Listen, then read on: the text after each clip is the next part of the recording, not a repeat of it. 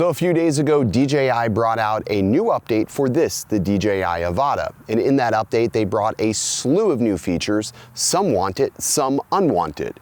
And in this video, we're gonna talk about that update and whether or not you should update. Let's get started. What's good, everybody? Ken here, you're watching OriginaldoBo, and today we're gonna go ahead and do our first flight on the brand new update for the DJI Avata. Now, really quickly, let's just go over some of those features that DJI has brought to the Avata update, because I think it's a huge update. It's probably the best update that we've seen so far when it comes to the Avata. We now have 10-bit color. We can now film in 30 frames per second. We can also adjust the sharpness on the video quality in the Avata now. And it also brings a fix for the tumble that was affecting a small set of users. Yeah, I say a small set of users because most of the people that I've talked to have not experienced that. I have not experienced that, and I have flown this for over 300 packs now. So unfortunately, it's usually the smallest amount of affected users that bitch the loudest. So they did add something, it's an auto braking feature. So if you get into a situation where it's going to flip over inadvertently and your stick inputs dictate otherwise, it will rectify it and keep it from crashing. So which also means that even if you're in manual mode now, you're not ever really flying this fully by yourself. There's always going to be some sort of DJI assistance. I don't really agree with that, but it is what it is. All right, and then the last thing that they did, which was not on the update list, was add remote ID activation. Now, I think this is one of the more controversial things that they've added, but it's something that by law they were required to add for any new drones. So what that means is, as you can see, I am plugging in my USB to my goggles. And I'm doing this because I'm going to need my phone connected to the Fly app in order to actually arm this, which we used to never have to do that. As long as you were outside of an authorization zone, you can go ahead and take off, no problem. So I'm gonna boot up my goggles, get these suckers on my head, and you can see the problem already. We've got this big dangly cable. And now what I need to do is I need to connect to the Fly app here. So let me go ahead and also start a screen recording so you can see exactly everything step by step. So let's go Fly app, DJI Fly, and then we'll go ahead and plug in here. So I'm now gonna boot the Avata up. And actually, I don't think that battery is full. Is that battery not full? That battery is not full. So let me find a battery that is full.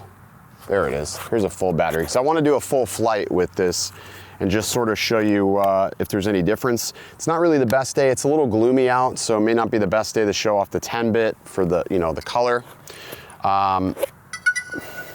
There's also a new goggle update. Nice. I already updated the goggles, but I guess you gotta update more. So I'm gonna connect the phone up here. I have the loss mount on, and this is just going to allow me to keep the phone in a sort of a stationary point. And I guess we'll just go ahead and take this out for a flight. I don't care about the battery firmware. Let me go ahead and just cancel that off. I don't care about the battery firmware. I've got satellites.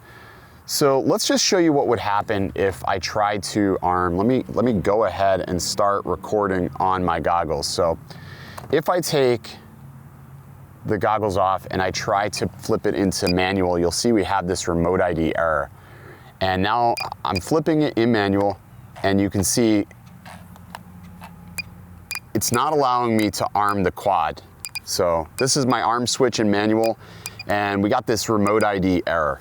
So in order to take off, I have to reconnect my phone to my goggles.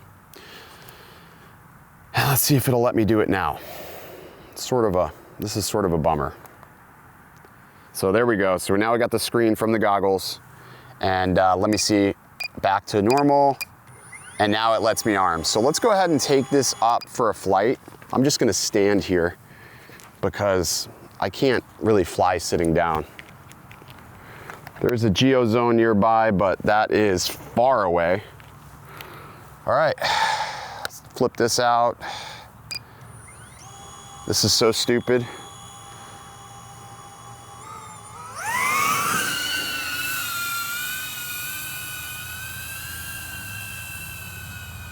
So I want to see what's going to happen if, all right, I stop. Whoa, what's going on there? Oh, that's right. So let's go ahead and rip the goggle out. So it doesn't make me hover. Let's see if I can flip it back into manual. So now I've got the phone screen disconnected. I'm getting a remote ID error, but it's still allowing me to fly, so that's a good thing. I don't know if that is supposed to do that or what, but so if you're concerned about having to fly this like all the time like that, you'll be happy to know that at least you can disconnect, but for that initial takeoff, you will need to have it connected, which is unfortunate, but that's just sort of how it is. So let's go ahead and bring it in and land it and see if it'll let me take back off again. So we're gonna bring it in, land it, and then we'll try to take off again.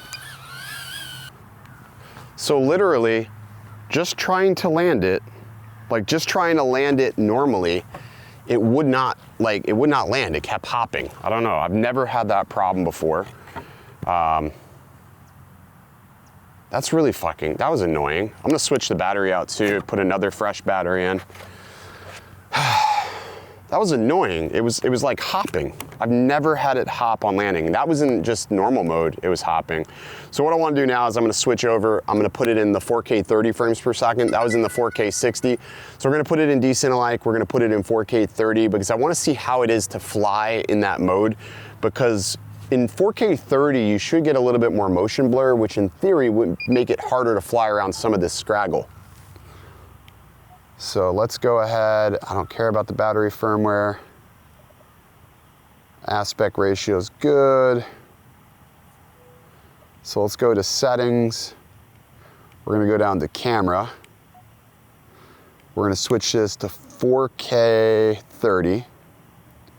And then we're also going to switch this to, I wonder if I should turn the EIS off and just fly. Yeah, let's do that. Let's turn EIS off, see if that makes a difference.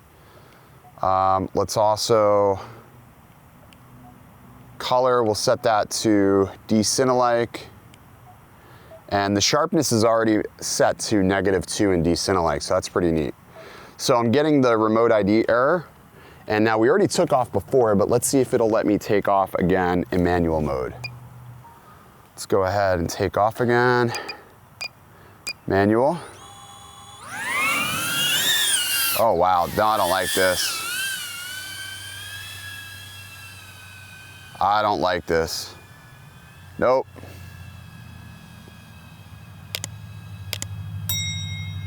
I'm gonna tell you right now, it's way too fucking blurry. Holy shit. Holy shit. Yeah, flying in 30 frames per second is bullshit.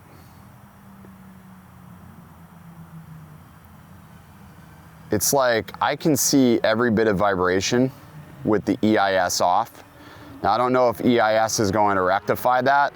I'm actually gonna bring it in and turn EIS on. Actually, you know what? Yeah, let's go ahead and bring it back in and then see if we can land again, because that was weird the first time. It wouldn't let me land on that table.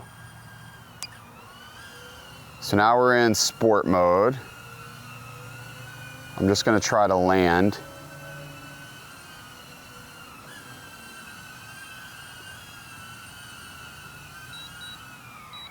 All right, so it landed that time. Wow, that was really weird. The vibrations are pretty bad. So let's go ahead and we're gonna turn EIS on. I'm gonna put it on rock steady and then take off, because you can see all the vibration in the camera and it's just almost too blurry. All right, so back in manual mode we go. We're at 20, I'll put it at 30 degrees tilt. I'm still seeing vibrations though.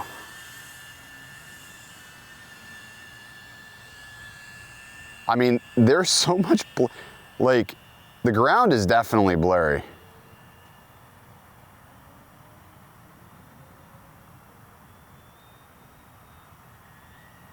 So I'm just gonna try to get it going here like as fast as we can.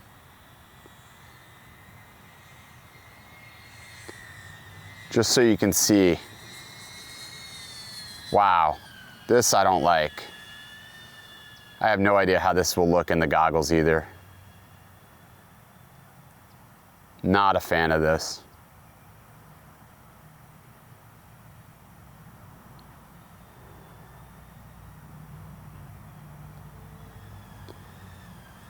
Wow, got a little squirrely there. Yeah, this is very difficult to fly like this. I mean, it's almost distracting. The only way they would be able to really pull this off is if they had two cameras, one for flight, one for recording. So you got to sort of be careful what you wish for in some of these instances. Like everybody wished for 30 frames per second, and now we got it, and now it's not as good as we had hoped. Definitely not good. Fuck this. I'll take the 10-bit. I'll leave the 30 FPS. I mean, it's jittery. I wonder if it's going to show up like this in the video for you guys. It seems like it's stuttering. It's the best way I can describe it. It seems like it's stuttering.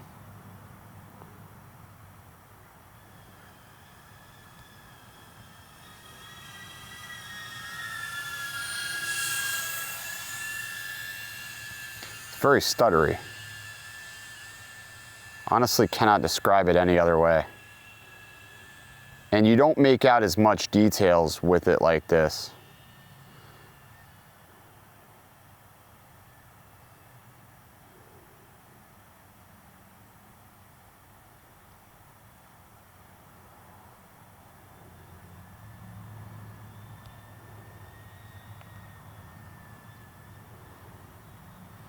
Pretty low. Now we start getting over here, we're gonna start getting into those tall weeds. We don't want to crash here. So it'll be a bitch to find it. I mean, you're definitely gonna get that motion blur you were looking for, that's for damn sure.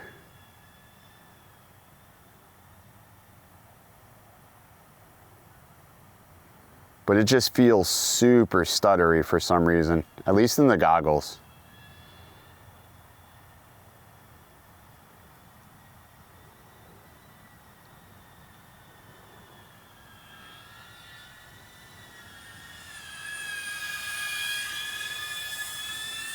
It really does feel like I'm zooming though.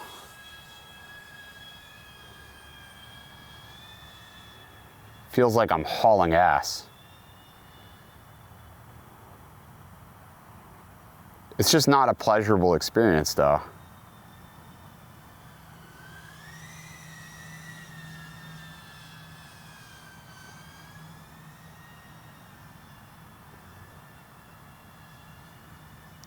All right, let's try that thing. Will it let us? Oh, it didn't stop me. I can still do rolls. Can I see that dive gap though?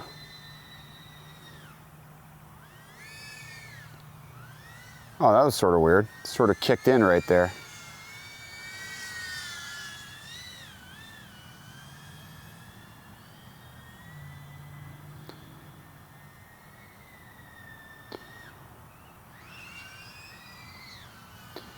All right, let's bring it in.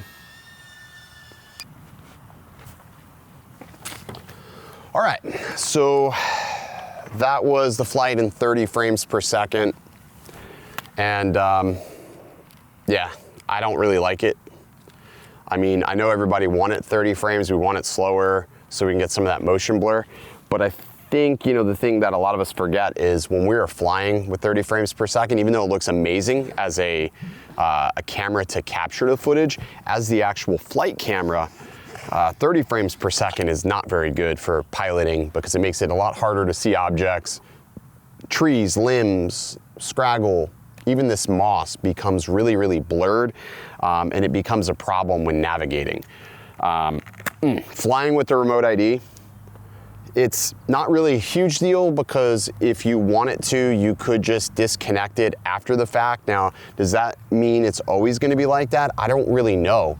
But as of right now, you can connect it and you know, you can take off and life's good.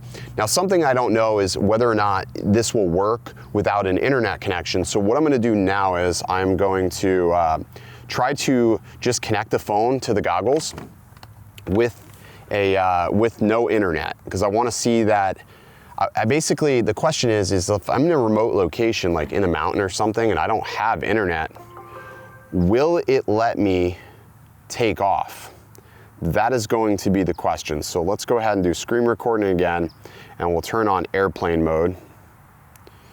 And so we got airplane mode on. We'll turn the Avata back on, and we'll just set it over here, and we'll just see if it lets us arm it. So I'm gonna connect it back up. So now I'm connected to the phone, I'm connected to the Fly app. I don't have any internet connection as of right now. We're not connected to the Wi-Fi, nothing. So, as of right now, it says unable to take off.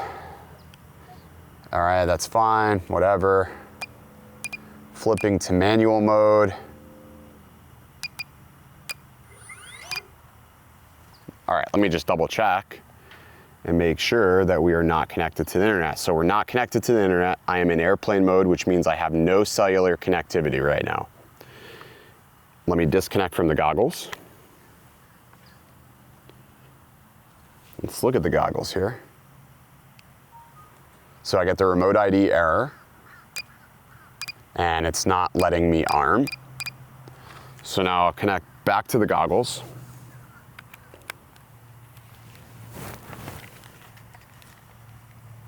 So I'm connected back to the goggles. Again, no internet. And it lets me arm, and let me see if it'll let me fly. I almost hit that rail.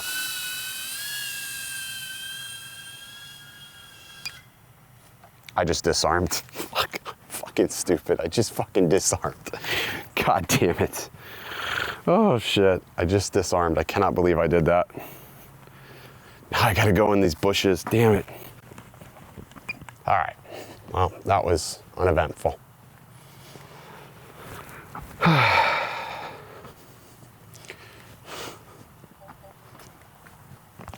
All right, so I'm an idiot and disarmed. But anyways, it does let you take off. So you don't need internet connection for this to actually work. So, you know, I think there was some panic when we first saw this, but I don't think that it's a wide issue. Obviously, when remote ID becomes a thing in September of 23, you're going to need to make sure it's obviously functioning if you want to be in compliance. Now, I say that like this, if you want to be in compliance, because, you know, that is what it is. But obviously without internet connection, you can see I took off no problem, had no issues, and it worked perfectly fine. So didn't really see a problem there. So you don't need to leave it connected, you just need it for that initial connection. So I guess if you wanted to, you could just sort of take off, disconnect your phone, throw it back into your pocket, or at least get your quad armed. And yeah, sort of annoying. Sort of annoying though, to have to use your phone on an FPV drone. So the question is, should you update? Well, I think that if you are somebody who wants to be able to take advantage of 10-bit color and to adjust your sharpness on the video, yes. If you're somebody who wants the 30 frames per second, even though I don't think it looks very good in the goggles, and we'll have to see what it looks like, I mean, yeah, then sure. And if you're somebody who is having that issue with the tumble and you want the best firmware for this that possibly fixes that, then yes. Obviously out here flying, it didn't seem like it really stopped me from doing all my acro and manual-like maneuvers that I normally would want to do. So I don't know how it's going to necessarily trigger that, but I think that the firmware update is great. It is a lot better. However, I don't like the fact that they didn't really list the fact that remote ID was enabled in this firmware update. I think that was something they should have disclosed up front. That should have been in the changelog that the end user saw prior to updating. But the good news is you don't need your phone for the entire flight like we initially thought. You saw I disconnected. You saw that even without a cellular connection, it worked perfect. So I don't think there's anything to worry about. It's a minor inconvenience, it's annoying, and it's only something that you as an Avata pilot will have to deal with. Everybody else shouldn't have to really deal with this. And in no way does this affect any of the new air units that DJI just released. All right, that's gonna do it for today's video. If you enjoyed, be sure to hit that subscribe button and stay tuned for more content just like this. We'll see you in the next one. Stay original. I heard they checking for me, no one checking on me, so I had to go run up a check. I got the message on me, ain't no flexing on me, my attorney gon' call and collect. Blessings on blessings for me, my successes only made them envious, they got upset. I had to put all their egos in check. I want the money, the power, respect, and I heard you know so-and-so.